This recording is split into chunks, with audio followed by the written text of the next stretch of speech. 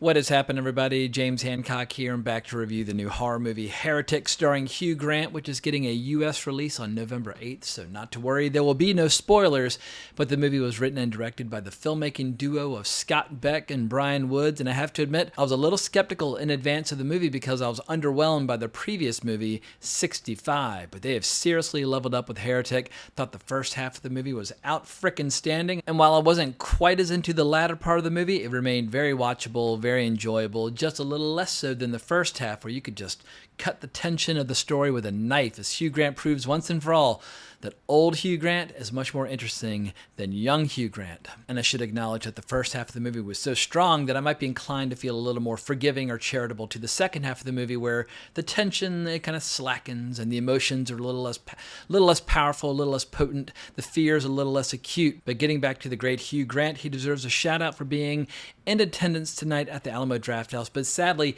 not at the Alamo Drafthouse where I was watching the movie. I was at the Alamo Drafthouse in Lower Manhattan. Hugh Grant was over in Brooklyn, so I will choose more wisely in the future for these early access screenings. But they did do a little live stream between all the Alamo Drafthouse venues just so everybody could soak in the luscious visuals of Hugh Grant, or at least I'm assuming that's how it went down because I left during the closing credits of the movie. I hate Q&As for movies as kind of a general rule, but there was one more really cool gimmick employed by the Alamo Drafthouse, where if you've seen the poster for the movie or if you've seen the trailer for the movie, you'll know that blueberry pie and or the smell of blueberry pie is a big part of the story. You like pie?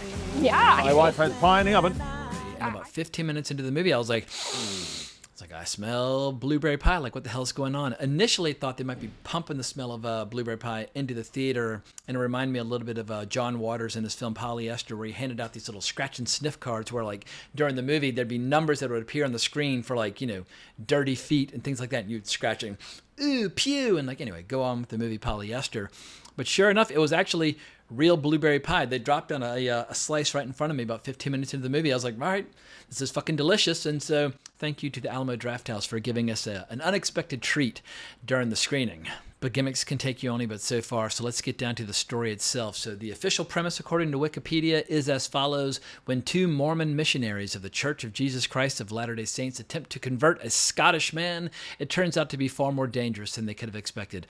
I don't know why they're describing him as Scottish, because he does not, or at least Hugh Grant does not employ a Scottish accent in this movie. He talks like Hugh Grant. He basically talks the way that Hugh Grant does in every single movie I've ever seen him in, apart from, was it the Gentleman by Guy Ritchie, where he had this really unusual accent, which was fucking fantastic. But once again, old Hugh Grant is more interesting than young Hugh Grant. But on the surface, that brief description of the plot more or less gets the job done, but it makes it sound more like a conventional kind of cat and mouse thriller. And there's some of that, but the first half of this movie, what you see in the trailer is what you get, where what Hugh Grant's character really wants is to engage in this rather lengthy discussion/debate with these two missionaries played by Sophie Thatcher and Chloe East. And if you follow A24 horror movies, you will immediately recognize Sophie Thatcher from Maxine, and judging by her amazing performance in Heretic, I suspect that A24 is going to give her a lot of work for the foreseeable future, or at least in the years to come. Because as great as Hugh Grant might be in this movie, Sophie Thatcher's pretty goddamn good as well. But in any case, Hugh Grant's character, he's obsessed with faith, he's obsessed with theology, in particular the big three, Judaism, Christianity, and Islam, and all the various iterations over the millennia, and he wants to put these missionaries basically through their paces, challenging their ideas and deeply held beliefs, and what his final goals or what his final agenda might be. I'll leave it to all of you to discover on your own, but these early scenes between these three characters, these are the real showcase of the movie, where you have brilliant writing, great performances, and some really fine camera work. And if I'd seen this movie in total isolation, never in a million years would I have suspected that these are the same filmmakers who were behind 65, but here we are. Some filmmakers do get better over time, and once again, these filmmakers, Scott Beck and Brian Woods, they are leveling up. But let's talk a little bit about A24, because this is an A24 horror movie. And I've said it before, and I will say it again. One of the most exciting trends going on in the movie biz right now is the rivalry between A24 and Neon, specifically the emphasis that both companies are placing on the horror genre. And what's interesting is how these are two of the most prestigious award-winning production and distribution companies in action today, and yet they don't shy away from the horror genre. They've wrapped their arms around it. They totally embrace it. And admittedly, there are plenty of other players working in the horror genre right now, but just in 2024, A24 has given us Maxine, I Saw the TV Glow, and Heretic, and Neon's given us Cuckoo, Long Legs, and Immaculate. I think that's the full list of both companies. But what's interesting to me is like when you think of A24 and Neon and the role they play in film culture today, it's very similar to the role played by Miramax back in the 1990s, where they were like the real tastemakers when it came to prestige films, foreign films, independent films. But anytime they wanted to kind of, go slumming and make a trashy horror movie or a trashy comedy, whatever, they would always make those movies under the Dimension logo. And I know, talking about Harvey and Bob Weinstein today, most people have a very bad taste in their mouth about those two figures. And to be fair, people had a very bad taste in their mouths about those figures back in the 1990s, just for like their unsavory business tactics before we knew about Harvey Weinstein's crimes. But what was interesting is how like they thought that like they needed to have separate brands for prestige and for horror. But in 2024, it's interesting how A24 and Neon are like, no. We're going to make, elevated horror, so on and so forth. And while I don't want to live on a diet exclusively of elevated horror, it is interesting that at this point they've raised kind of the perception of horror to such a degree that they can just release horror films under A24 or under the Neon logo or the Neon brand, and no one kind of looks at them sideways. And when you think of A24 and what they represent, if what you think of immediately is prestige or class or art house or sophistication, Heretic's going to do nothing to undo that perception. And what I find so interesting is that right now in 2024, whether you're talking about film or television, there are a lot of problems besetting both industries. There are a lot of headwinds. Some of those problems are self-inflicted. Some of those problems are kind of external forces acting upon them. But it's very easy to get very cynical and very pessimistic, just increasingly grim about the prospects of film and television moving forward. However, if you're like some 19-year-old horror junkie where all you do is watch horror movies, like within that bubble, you might be thinking, well, this is like the greatest time to be alive in movie history because we were getting so many good horror movies. Like 2024 is turning out to be a damn good year. And there's still a few more horror movies that I need to see before I do my top 10 list for the year. But it's just been an absolute like watershed year in many ways. And I feel like if you love the horror genre, then you've been eating very well. And you might be blissfully unaware that like the rest of the industry is in flames right now. But getting back to Heretic, I think one of the reasons why the first half is stronger than the second half, it does have some good comedy. There's some great conversations between the two missionaries early on in the movie as they're just going door to door and talking to people and trying to convert people and so on and so forth. They actually have some pretty frank, humorous conversations about sex, or at least how they perceive sex as, as nice, good little girls and so on and so forth. And I was really enjoying all that. But Hugh Grant also manages to deliver one hysterical line after another, but he does it in such a diabolical, like gleeful fashion. If anything, it enhances the suspense, or it enhances the fear and dread. And that's hard to do because sometimes when you like inject a little comedy, it gives people a chance to kind of like exhale and relax. But I feel like Hugh Grant finds that perfect, that high wire act, or that perfect balancing act where he doesn't spill over into broad comedy, but he injects just a little bit of comedy just to kind of keep things interesting and unpredictable. And it should come as a surprise to nobody that Hugh Grant's really good at comedy. One of the reasons he became so popular was because of Four Weddings and a Funeral, which was just a fucking sensation when that movie came out, which led to him doing a lot of movies like Notting Hill, which are not necessarily to my taste. I much prefer his more edgier roles, whether you're talking about movies like Bitter Moon, which is fucking incredible, or kind of erotic movies like Sirens, or even more recent movies like The Gentleman or this.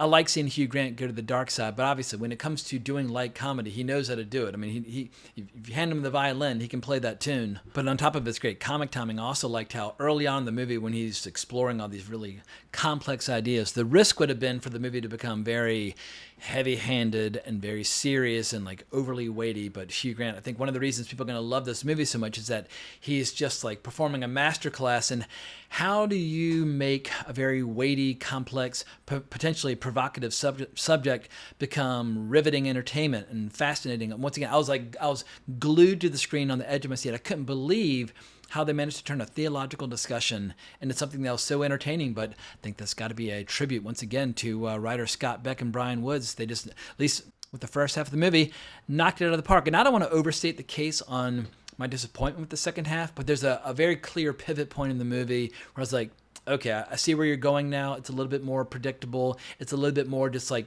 not a generic thriller, but a kind of a run-of-the-mill thriller.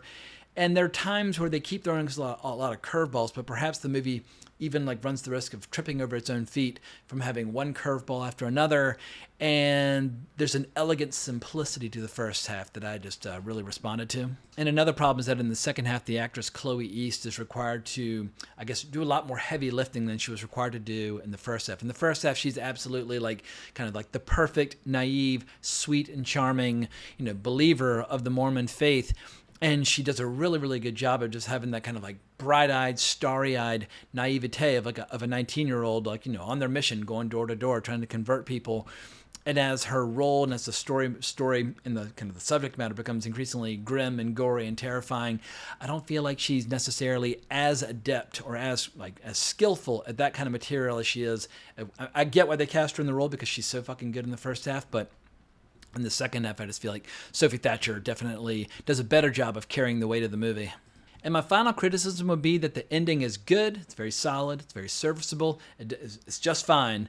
But what it needed is one of those endings where like you can't move. Like there are certain horror movies where the credits start to roll and you're just like, slumped in your chair, stunned, and you're like, I can't move. I'm gonna fucking die. But like we've all seen movies like that. Like I feel like The Descent is a really good example of that in the 21st century, where the ending is just so thunderous and so satisfying. You're like, oh, I don't even know what to do with myself. Like, how are we going to move forward with our lives? And obviously, there are a lot of classic horror movies that have phenomenal endings, like Hellraiser from 1987. And speaking of 1987, I'm going to leave a link in the description below to a video I did recently where I tackled the entire year of 1987, specifically just focusing on all the horror movies. And Hellraiser is one of my favorite horror movies ever.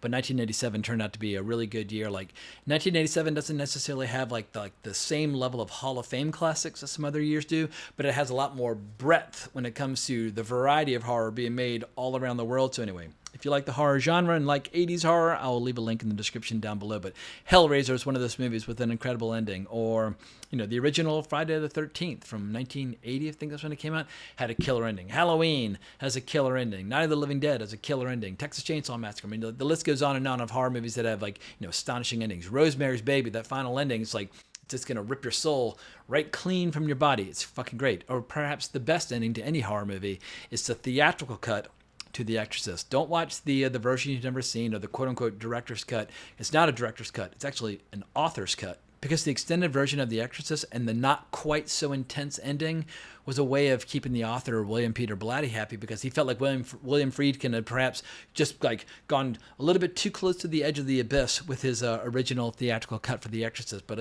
I love the book, I love the movie, but I feel like the ending to the movie is one of the great 70s endings. So if you want to see like a great example of like a really impactful ending to a brilliant horror movie, the theatrical cut of The Exorcist from 1973 is as good as you're going to get. And so I guess perhaps it's unfair to judge Heretic by all these Hall of Fame horror classics. But if you're a horror fan, that's inevitably what you're going to do. Like, what are the great endings? Like, where that final shot of Evil Dead as the camera goes right up into Bruce Campbell's face. It's fucking great. Or the ending to Brian De Palma's adaptation of Carrie, which made two of my little brothers physically convulse when they first saw it.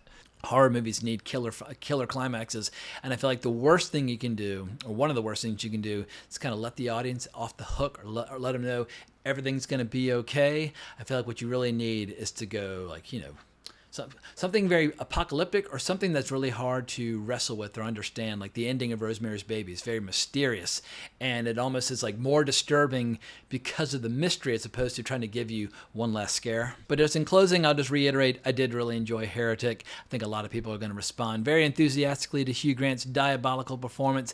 It's an absolutely wild night at the movies, and it's the perfect kind of early Halloween surprise. I know technically Halloween doesn't start for like 10 more minutes. It's 11:50 where I'm recording right now, but I do enjoy seeing a good horror movie on Halloween, and I hope people will give the movie a chance when it comes out on November 8th. But if you enjoyed this video, please consider liking the video, subscribing to the channel, hitting that notification bell, leaving a comment down below. I would greatly appreciate it. But I'll be back at y'all tomorrow to review Robert Zemeckis' new movie here. Not a Halloween movie, but I'm definitely going to check it out. But hope you enjoyed this video, but more importantly, as always, onwards and upwards.